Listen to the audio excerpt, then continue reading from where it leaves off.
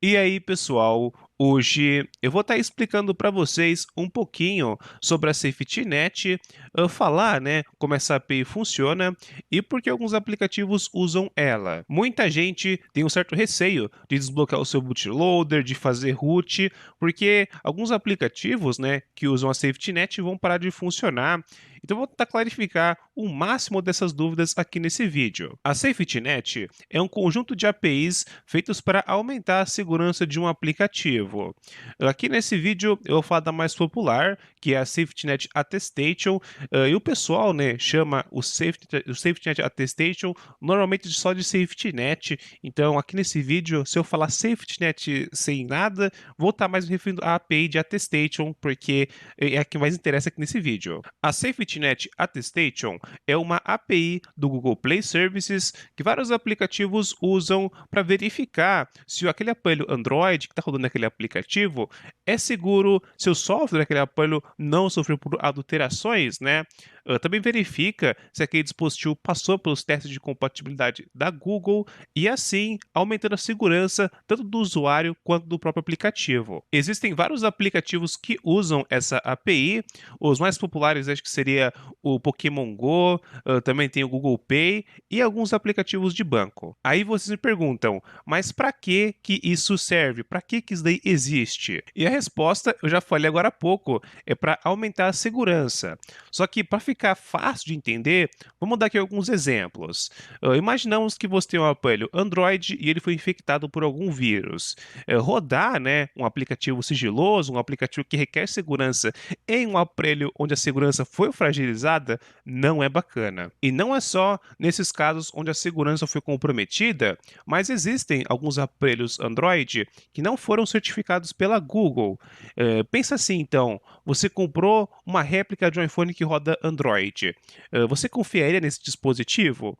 Então, alguns podem confiar, beleza, mas assim, tanto eu quanto a API da SafetyNet não confiam nesses aparelhos. Agora que vocês entenderam o propósito da SafetyNet, vou falar um pouquinho das checagens que ela faz. Para o seu aparelho passar pela SafetyNet, serão feitas duas checagens. A primeira checagem verifica se o seu aparelho é certificado pela Google e se ele passou pelos testes de compatibilidade do Android. Pessoal, o Android é open source, qualquer pessoa ou fabricante, né, pode pegar o Android, criar sua versão e adaptar para um certo hardware. Porém, os serviços da Google não são abertos, eles são proprietários, né?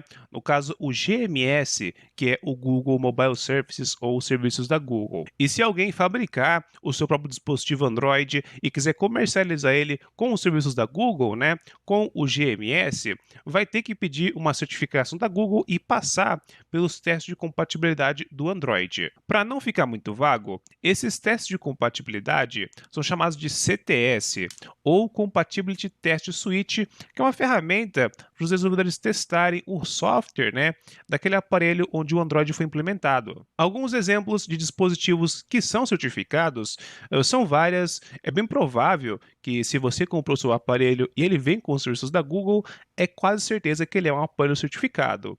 Só algumas marcas mais obscuras que podem ter colocado o Play Services sem certificar, mas é bem difícil. Marcas populares, né, tipo uma Asus, uma Samsung, uma Xiaomi, uma Motorola, você não vai ver isso. Exemplos de aparelhos não certificados são vários. Você pode ter um aparelho que já é certificado, só que a partir do momento que você desbloqueia o seu bootloader, você perde a certificação. Também existem aparelhos que simplesmente não foram certificados. Pode ser de uma fabricante que colocou, né, os serviços da Google de forma externa, mas não tem a certificação. Isso pode acontecer também em aparelhos na fase de teste, né? A fabricante fez uma sample para testar o hardware, então não faz sentido, né, certificar um aparelho que ainda está em desenvolvimento, mas isso daqui é bem raro do usuário comum ver. Existem aparelhos que não possuem certificação ou algum método de ser certificado, tipo, sei lá, um aparelho que não vem com os serviços da Google, tipo a maioria dos aparelhos que vendem, né, no mercado chinês, já que lá não tem Google, então para que certificar? emuladores, né, de PC que emula Android, essas coisas também não faz sentido fazer, né, uma certificação. E para quem é curioso, quer saber, né, se o aparelho Android é certificado ou não, é só abrir a Play Store, vai nas configurações e lá embaixo vai ter o estado do Play Protect. E embaixo aparece, né, se aquele aparelho é certificado ou não.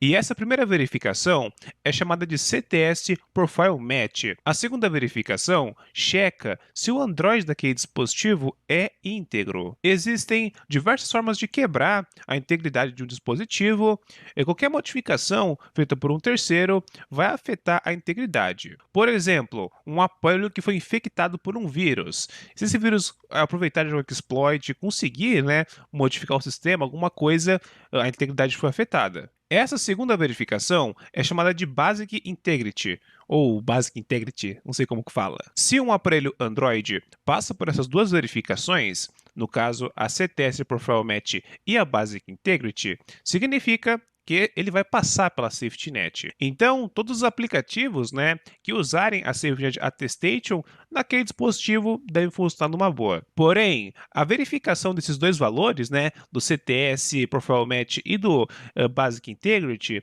eles podem ser checados de duas formas. No caso, você tem a avaliação, né, desses valores de forma básica, que seria uma avaliação simples mesmo. Eu não sei como que essa verificação é feita. No site da Google não tem muita informação, mas seria uma verificação básica. E você tem também, né, a verificação desses dois valores partindo diretamente do hardware. Então, a verificação de hardware usa features de segurança que estão presentes no hardware para validar os valores aí do CTS e do Basic Integrity. E eu acho que é isso que vocês precisam saber sobre a Safety Net. Isso daqui seria mais o suficiente, né, para você que gosta de customizar o seu aparelho. Existem algumas outras coisas que eu não falei aqui nesse vídeo, tipo o workflow de trabalho da Safety Net, a execução das coisas, mas isso daí é mais para desenvolvedores mesmo. Esse vídeo, né, é mais focado para você que customiza o seu dispositivo. Agora, vamos responder a maior dúvida sobre a Safety Net. Como que fica, né, esse negócio de Safety Net para quem usa Custom Home, para quem tem um apoio com acesso ao root e tal. E pessoal, isso é muito simples de responder. Creio que a maioria de vocês já sabem. Para instalar uma Custom Home, para fazer root, você precisa desbloquear o seu bootloader. Então, você não passa mais pela Safety Net a partir do momento que você desbloqueou o seu bootloader. Essas daí seriam as regras do jogo, só que na vida real não é assim que acontece, porque alguns desenvolvedores, né, criaram alguns métodos para burlar isso. E para ficar fácil de explicar isso daqui, vamos falar da solução de root mais popular no Android, que é o Magisk. O Magisk não é o mais popular sem motivos. Além de ser, né, uma solução de root completa, onde você tem um gestor de root, aplicativos, né, que demandarem permissão de root dá para permitir e rejeitar usando ele. Também, né, é possível modificar partes do sistema que são de leitura e escrita a partir dos módulos, então ele tem algumas features legais, e não só isso, mas o Magisk também possui features para ocultar o acesso ao root e ocultar algumas outras modificações no sistema. Sendo assim, mesmo que você tenha um aparelho com o bootloader desbloqueado ou um aparelho rodando uma Custom ROM, usando o Magisk e ativando, né, algumas features dele, é possível passar pelas validações da Safety Net. E foi assim por muito tempo. Mas vocês lembram que eu tinha falado antes que tinha dois tipos de avaliações, né? A avaliação Basic e a avaliação de hardware.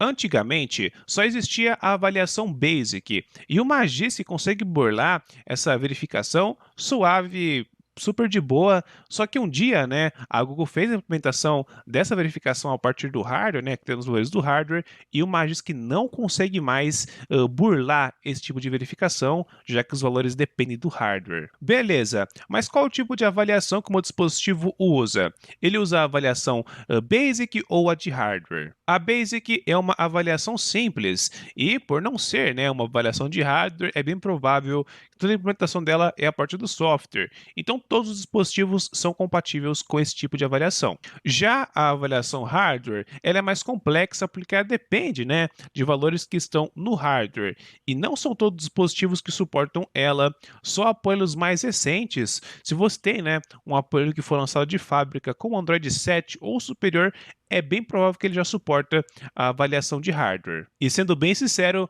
olha que o Android 7 nem é tão recente assim, já é um Android, creio que de 2016, então é relativamente antigo até. E agora, se eu tiver um aparelho mais recente, um aparelho que vem de fábrica com Android 7 ou superior, ele vai suportar a avaliação de hardware. Eu não vou conseguir usar aplicativos que usam a Safety Net caso eu desbloqueie o bootloader? Então, era para ser isso, mas desenvolvedores da comunidade criaram métodos para forçar a avaliação basic, mesmo que o seu aparelho tenha, né, a avaliação de hardware. Então, ainda é possível, na data que eu estou gravando esse vídeo, se você desbloquear o seu bootloader, instalar uma custom ROM ou fazer root, tendo o Magisk instalado e forçando, né, a avaliação basic, é possível passar pela SafetyNet sem problemas. Na minha sincera opinião, eu não sou nenhum cara assim que tem uma opinião que vale alguma coisa, mas enquanto a avaliação basic funcionar, creio que vai ser possível forçar ela em dispositivos que suportam, né, a avaliação de hardware. Mas se no futuro, né, algo descontinuar essa avaliação, não sabemos o que vai acontecer, não sabemos se vai ser possível forçar algum método para conseguir passar pela SafetyNet, talvez burlando o próprio aplicativo, né, talvez fazendo algum exploit a partir do próprio bootloader para alterar os valores que estão no hardware. Então, isso daí já é coisa que não é muito aqui do meu ramo, mas se você quiser comentar sobre isso, coloca nos comentários a sua opinião. Outra coisa bacana de ter em mente é que desenvolvedores que usam essa API da SafetyNet Attestation, eles podem configurar para o aplicativo funcionar onde a avaliação de hardware for usada ou onde só a avaliação basic for usada. Então, um desenvolvedor pode restringir um aplicativo para rodar somente naquela verificação, né? No caso, na verificação de hardware. Eu não vi isso acontecendo até o momento, dependendo algum aplicativo implemente isso aqui no futuro, a maioria não implementa porque você corta, né, uma certa base de usuários, porque tem pessoas que usam aparelhos Android mais antigos e que fazem a avaliação basic. Então, tenha em mente que é possível você restringir dependendo do tipo de avaliação. E para finalizar, não são muitos aplicativos que usam a SafetyNet, justamente porque não existe só a SafetyNet. Existem outras APIs, outros SDKs, né, para desenvolvedores descobrirem se aquele dispositivo foi adulterado ou se tem acesso ao root, alguma coisa. Não existe só a biblioteca da SafetyNet. Outros tipos de verificação, normalmente o Magisk consegue ocultar o root numa boa e você consegue executar o aplicativo. Tanto que eu já vi alguns aplicativos que verificam, né, se aquele aparelho tem acesso ao root e mesmo que o aparelho não passe na SafetyNet, você colocando o aplicativo lá na lista do Magisk Hide, dá para usar. Então, é outra coisa legal, né, de você saber. E é isso, ainda falta bastante coisa para falar sobre a SafetyNet. Eu queria mostrar alguns exemplos, conversar um pouquinho algumas dúvidas mais frequentes, né? Só que esse vídeo vai ficar muito grande, então eu vou ver se eu faço outro vídeo falando sobre a SafetyNet, talvez saia essa semana ou na semana que vem.